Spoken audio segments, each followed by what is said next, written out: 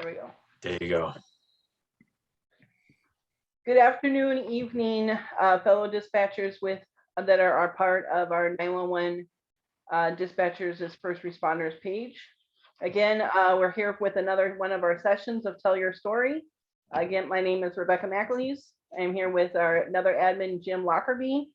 And today we are joined by Lance Terry, who is in Oklahoma. And Oklahoma is probably the newest state, as we've had several states that passed and signed their legislation last week during Telecommunicator Week.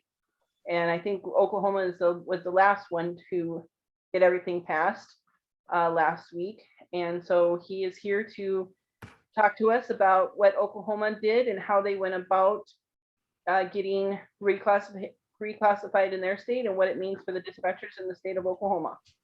Lance, I'll let you start. You bet. Thanks for having me on. The in Oklahoma, we've been working over the last 5 years to try to level the playing field across the state. That's kind of one of our first things that we did in 2016. There was a legislation that passed that created the Oklahoma 911 Management Authority, and that authority has 24 members.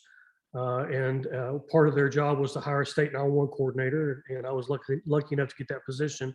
But one of the things we wanted to do was try to level the playing field across the state, not lower the standard, but at least increase all of those folks up to a level playing field. This is before we ever were talking about 911 telecommunicators becoming first responders and things like that. As far as we were in Oklahoma, I know other people are probably talking about it, but we weren't. It wasn't a hot topic then.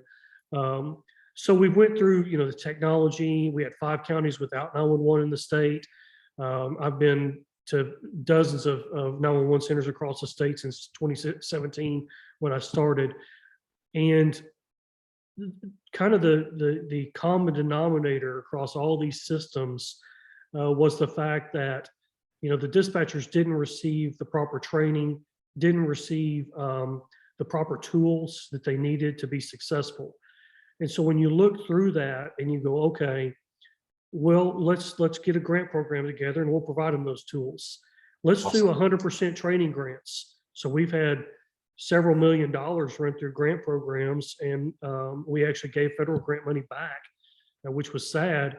But even with the grant programs and providing this information and providing 100% grant training, 100% training grants for training, we weren't seeing a lot of people take advantage of that, and so, well, you dig a little deeper into it, you go, well, why? And it goes back to, I think, a lot of self-respect as it relates to, am I part of this system or not? And also it has to do a lot with leadership looking at the 911 dispatcher as a secretarial type staff. I hate to say it that way because I don't want to say it that way, but even some comments that came from leadership throughout the state during meetings, they did not have a lot of local respect for their 911 dispatchers. So, and I'll be honest with you, I was one of those that wanted the federal government to reclassify dispatchers as first responders. Very, very, 911 goes to Washington. We're up there pounding the pavement. It's one of our #1 projects. Our chairman of the 911 Management Authority did the same thing. That's his passion. He wants to see this stuff done. So Matt Stillwell, he went up there 2 years in a row and he just, hammered, we got to get this thing done. And so I would push it back on a little bit at the state level because I'm like, well, let's just have the federal government do it, because what does it really do for Oklahoma dispatchers for me to redefine them? In the Oklahoma statute, and so that was the question. That was the question that I had, is what does it really do for them? And so I started looking through the statute 2 years ago and through the different statutes that exist today and everything. And it certainly was not as clear as California and Texas was, where it says first responders are okay. Section, right? Yeah. And it didn't have that. California, we didn't have that. Like California has a similar type language. So it wasn't as easy as just plugging in emergency telecommunicators into that space. So we passed a bill last year to include telecommunicator CPR in the statutory language as part of our minimum training specifications. Nice. And so that's included, that was last year. Mhm. And so this year we had some more cleanup language to do. We have two bills that govern 911 in the state. One has been around since the 80s. It's the Emergency Telephone Act. And it really oversees landline telephone fees, governmental structures, things like that. How do you become a 911 center, for instance? So it's a lot of older language. The second one is the 911 Management Authority Act that restructured all of our wireless, voice over IP, and prepaid, and hired the 911 coordinator and provided some local expectations per se. So we have some authority over the locals now and things like that. But after last year's law passed, it's like, okay, well, let's get this going, telecommunicator CPR. So what do we need to do next? So we looked at some online training platforms, and we actually budgeted and procured an online training platform that we are kicking off now. But when I was looking at that, I'm like, okay, well, I'm going to apply this training to who? That's the first question, right? Mhm. Who's going to take it? And then we start thinking about, well, what pre-qualifications do they have, and where do they need to start within the program? We've been doing regional dispatcher training for APCO for years, and 80% of the room raises their hand every year and goes, I've never seen a single minute of training outside of my comm center. And so it's like, Wow. okay. So I know that I've got people that have never received training. I know that for a fact. My daughter went to work as a dispatcher for a university. She got 1 day of training, kicked out on her own. So I know that we've got issues, right? So when I was looking at that, I was okay, who needs to be there? And then the second thing is, how do I get leadership excited about this program? The overall arching thing that I want to have done is I want to be able to provide quality training online, cost effectively, so we could start moving towards a mandatory certification. So all this stuff packaged into one, you start thinking, okay, and with the stories that I've heard over the last 5 years, it's like leadership in some areas still consider them to be secretarial staff, period. So Yeah. we've got The to mindset. change, that's right. We've got to change the mindset by defining them. Then we can apply the proper training to the 911 telecommunicator and what they need. So that was our stance. Throughout the whole entire bill process, when I talked to Representative Humphrey, and I want to give a shout out to him for carrying this bill, and then Senator Weaver for carrying it on the Senate side. My direction to them was, we need a baseline by defining the telecommunicator in order to apply the proper training to those individuals in order to mitigate life and property, period. Nice. Without a definition, how can we do this? And Mhm. so every time you hear them debate that in either The House. in committees Okay. Yep. or on the floor, the debate in the committees and on the floor all circle back around the training qualifications or the minimum training standard. Everything pushed back towards that. And it wasn't necessarily, it was kind of bonus that we got to get, now call ourselves as being defined as first responders, but we didn't, my focus was on training and That raising wasn't the where, bar that across wasn't the state. that wasn't the priority or the focal point of your bill, but it kind of came about throughout the conversations. And that's funny you should mention that, because that's kind of how Washington State just recently got their reclassification bill through. Exactly. They piggybacked on the minimum standard because I believe there's still, well, then there might be closer to like 27 now, but I believe it was 29 just like a couple years ago, where the 29 states that do not have a statewide minimum training standard. And so Washington's like, we need to address this. We don't want to be on that list. That's not a list you want to be on. Right. And while we're addressing that, let's add ourselves to a list you do want to be on, which is the growing list of states that are recognizing their dispatchers as first responders. So that's amazing. I'm excited to hear that, because I was wondering where this all started from. Because to be honest, Oklahoma just kind of came out of nowhere. I didn't Right. know there was a bill in play, so how. Yeah. So it's really good to hear. It's cool to hear the backstory on how the bill started and like where it developed from. Because again, our page is all about trying to show the members that are joining us that are from the gray states. We have the different color coded map, and gray is you have no classification and you have no bills in the state house. So that if you have a bill in the state house, please let us know so we can turn your state blue, because we've chosen the blue as our color for that. And then once the bill gets passed and the governor has a signature, then you join, as Oklahoma just did, you become a member of the Green State Club. Yeah, I think one of the big things is you have to understand your audience. You have to understand who's going to approve this, who's going to push this thing through, and it may be different in every state. You have to find success by understanding your audience and then rallying the proper people around it. Representative Humphrey, his son is a new dispatcher for the Highway Patrol, so he had a personal goal set to get this thing done. Senator Weaver is a former federal law enforcement officer and sees the value in it. So they certainly can articulate and debate the need for it. And I taught a class earlier this week about, late last week about legislative cycles and how do you find success and things.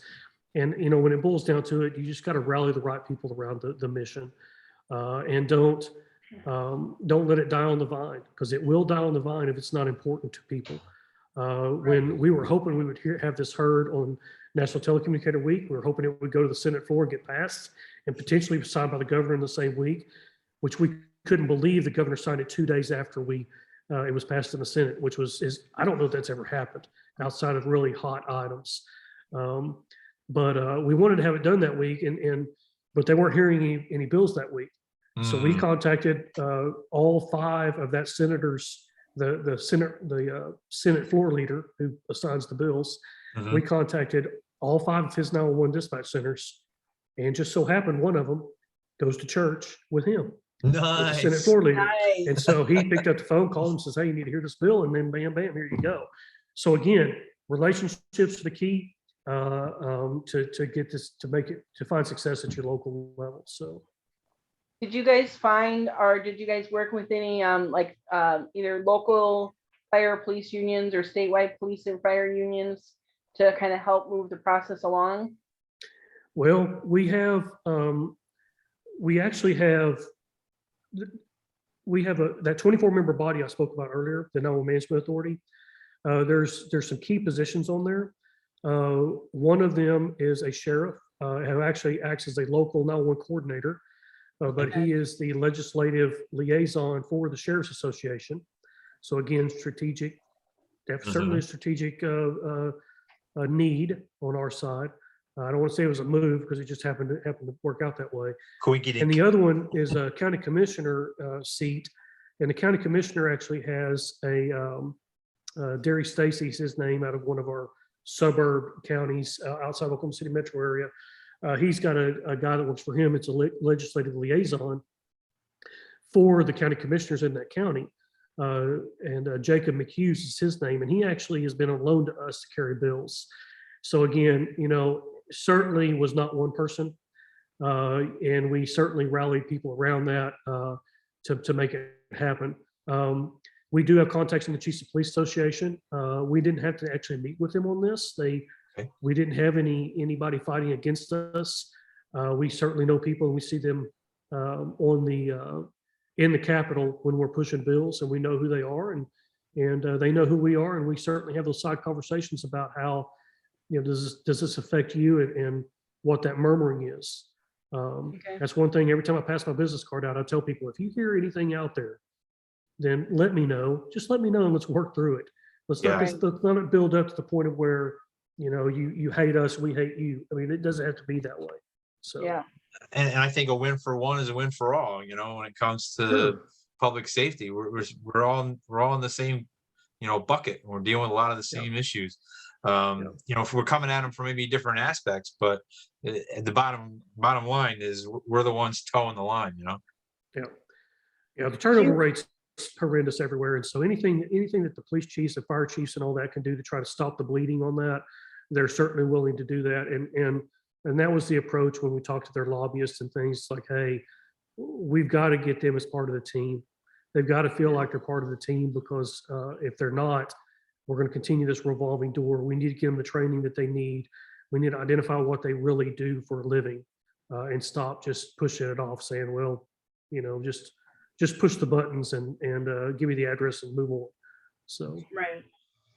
I don't know if you were the one that made the post on the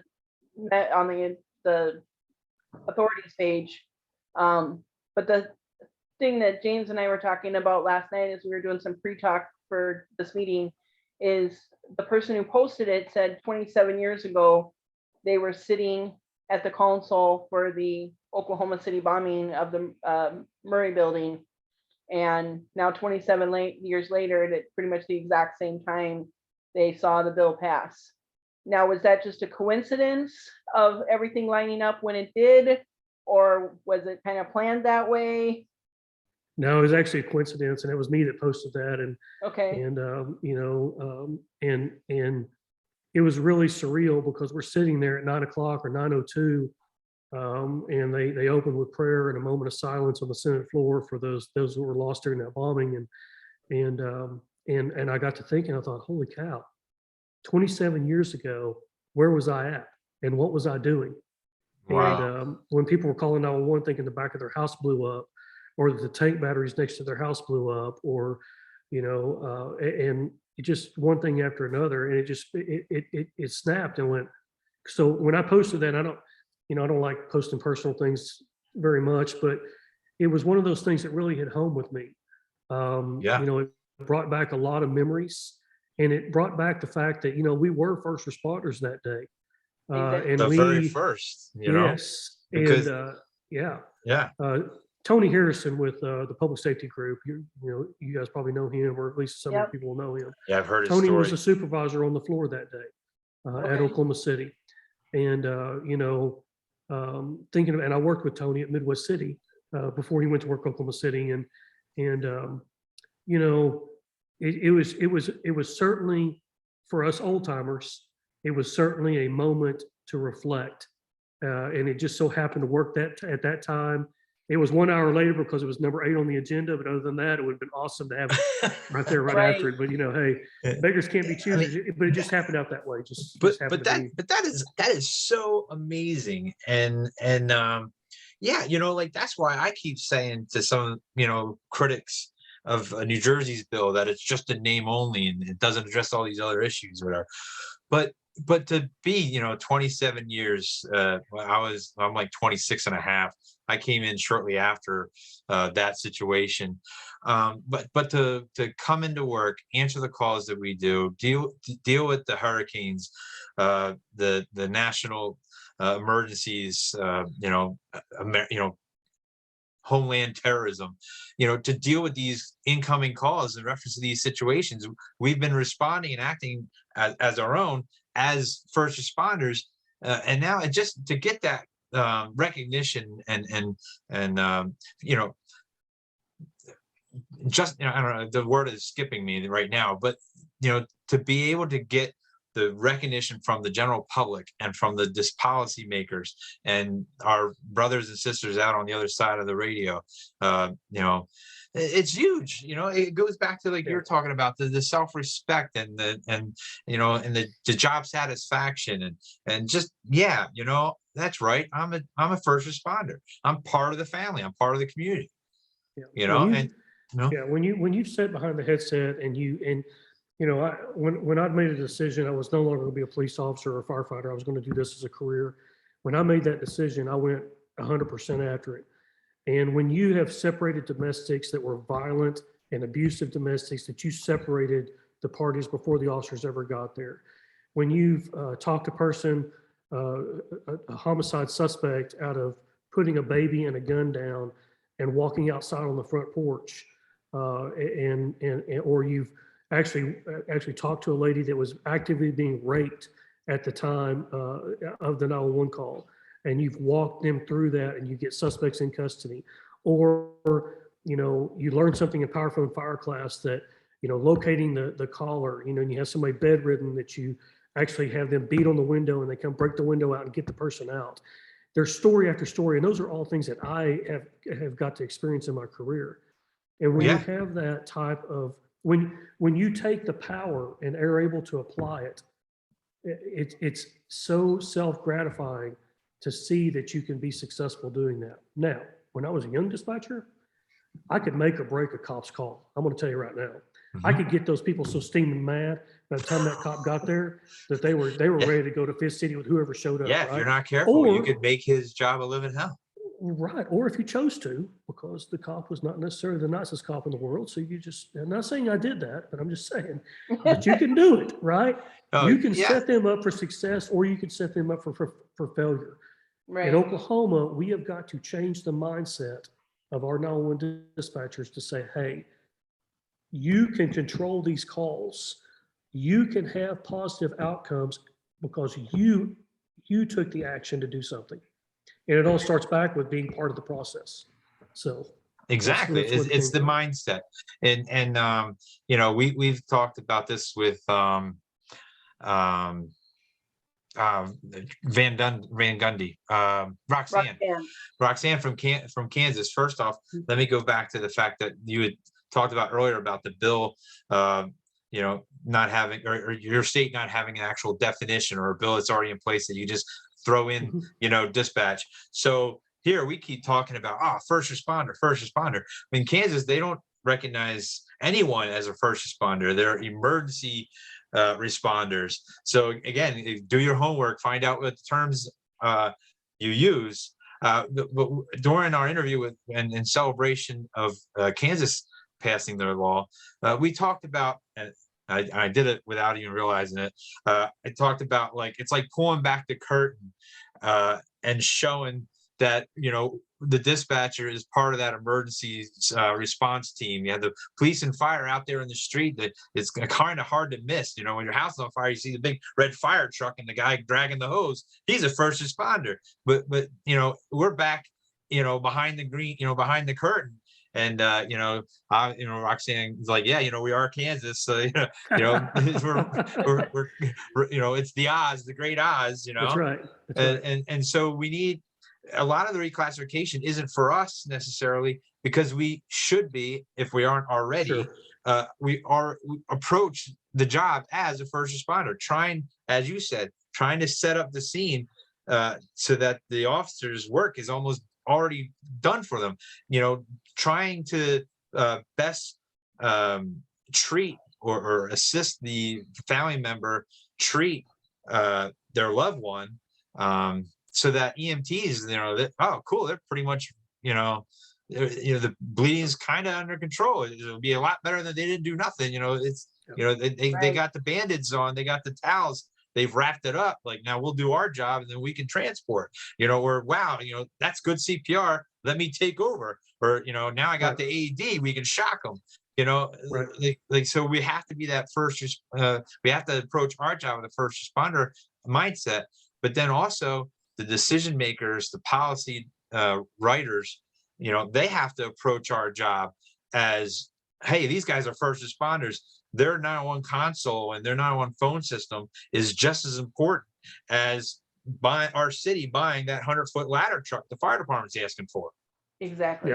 Yeah, I agree. I think, one thing that, and I see this across all the social media forums out there about, taking care of the police officers and back to blue and all these type of things. And I get it and I understand it. And certainly there's been times when pursuits happen or shootings happen, and repeating that critical information certainly does save lives. But one thing I want to kind of end on or is that, to be a first responder, you need to be the first responder, which means that you need to take care of the citizen. We train, or police officers and firefighters and EMTs, they're trained for situations. They're trained to wait for their backup. In Oklahoma, we have a 2 in and 2 out rule for firemen. You can't go into a structure unless you have 2 people waiting outside the structure. Training.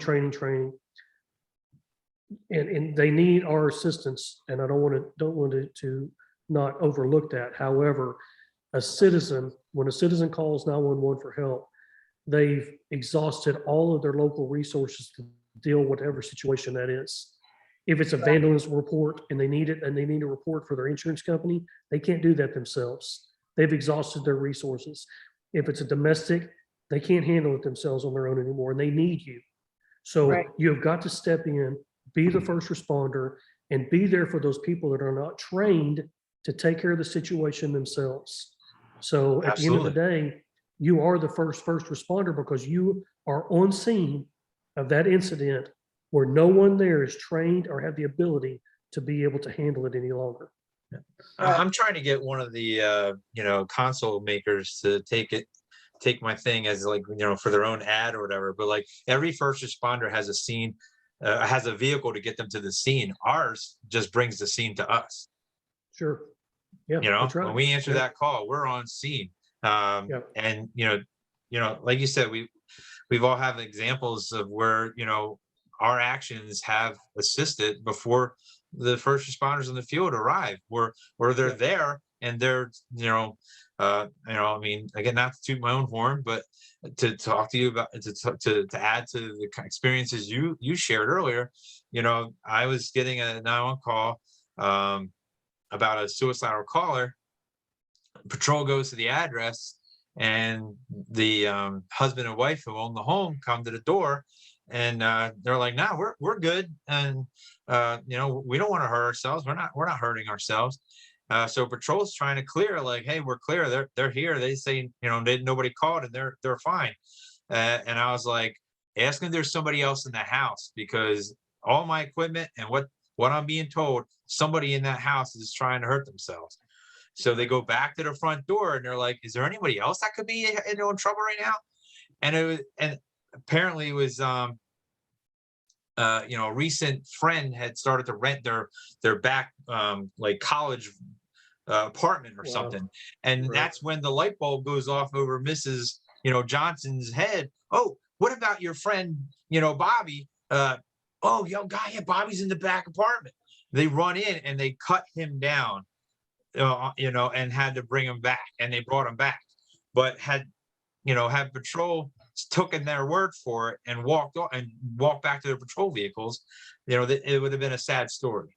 Yeah. So Prime example of first responder. I mean, prime example of you, the information you have in front of you, and being there to get the people on the scene and being that first responder. So yeah, Yep. that's an excellent story. So, Yeah, and I had a similar one, with probably about 2 or 3 weeks ago, where, we're in the process of a pretty major upgrade at my center.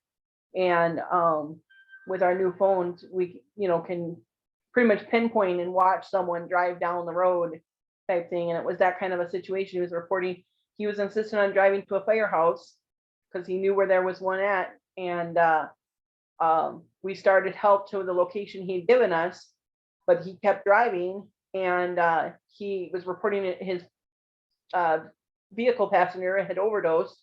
Well, then he stopped responding to us, and all of a sudden I picked up, I was picking up agonal breaths. I'm like, I think he overdosed too. And I kept telling my crews that were responding, I said, keep looking. I said, he's pinging near this address. I said, so find this address and I said, he's in a car.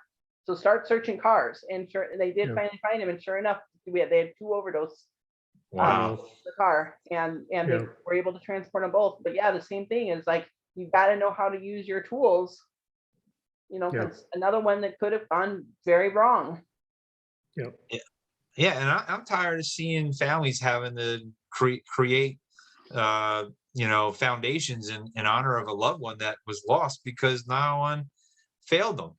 Like, so again, the reclassification isn't necessarily for us as emergency communications officers, but it's really for the general public to understand why we ask the questions and to help us. It's for the policymakers to hey, wow, 15 billion for next gen 911, really? Oh, well, again, I was telling the state senators, you're not buying the phone on the wall, the old phone, you're buying an entire system, and so they need to grasp that. And as I was said earlier, our 911 consoles, the price tag that comes with that is just as important as the price tag that comes with buying an ambulance or 10 patrol cars or that 100-foot ladder truck.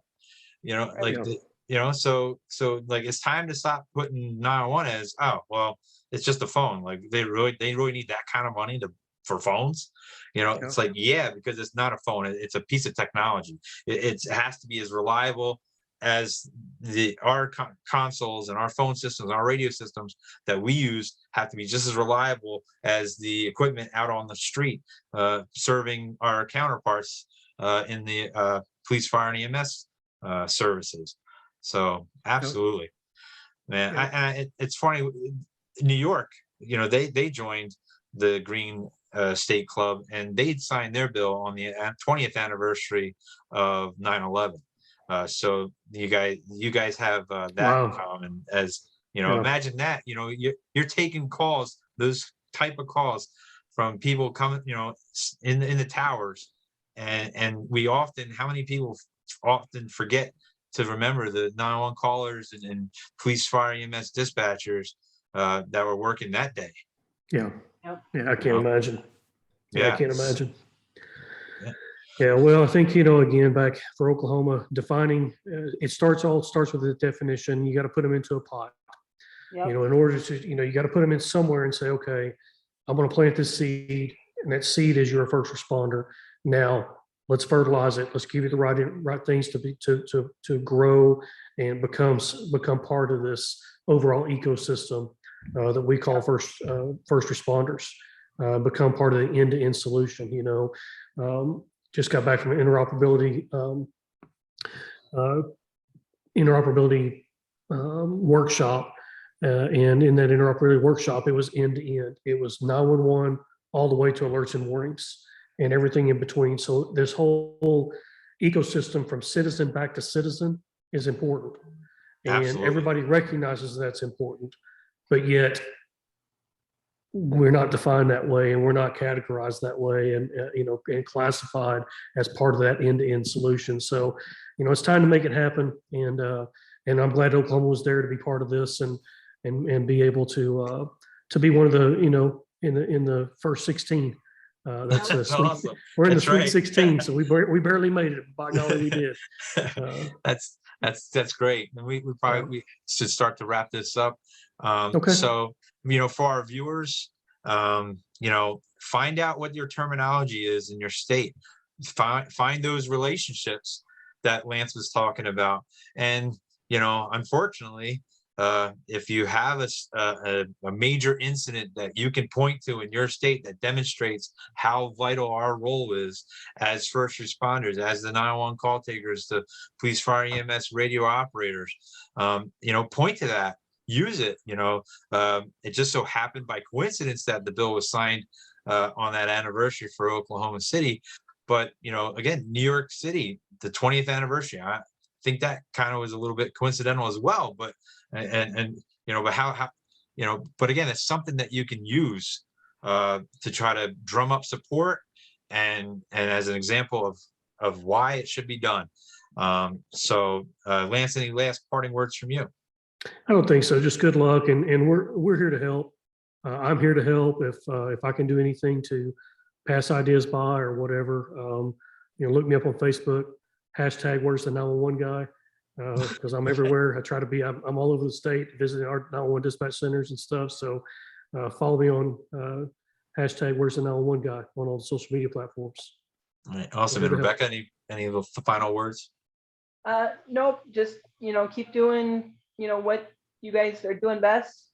Behind the console and in your communities, and just know that James, me, Dave, Caroline, Jim, we're all here to help you support. And obviously, if you need help in getting in touch with someone, refer to our map. We'll help get you in touch with someone in a green state, and to give you some guidance and get you guys all reclassified. Just keep having faith. We're getting there slowly but surely. We're getting there. Awesome. And for our viewers, if you're a member of one of the recent green states that signed a bill and you'd like to be on to share how you guys navigated your state legislators legislation, that your state house, please reach out to any of the admins so we can schedule an opportunity to have a sit down to share your experiences. So all right, great, thank you guys, and enjoy the rest of your evenings. All right. Thanks for all your work. I appreciate it. Thank you. Thanks. Bye.